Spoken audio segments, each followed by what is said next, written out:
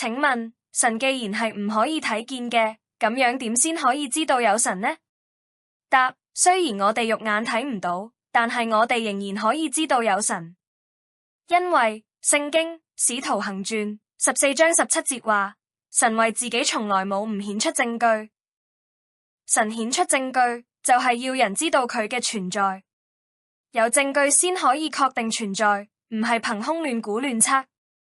聖經使徒行傳14章25節指出，神將生命、氣息、萬物賜俾萬人，呢個就係神喺我哋每一個人身上所顯出嘅證據。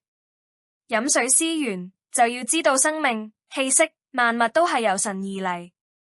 雖然科學家已經發現物質嘅元素，但係喺冇生命嘅元素入面，點樣可以自己產生生命出嚟呢？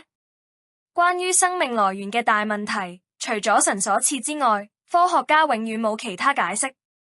所以世界上有生命呢樣嘢，就係有真神嘅證據。呢個證據顯明喺每一個人身上，係何等明顯而且有力。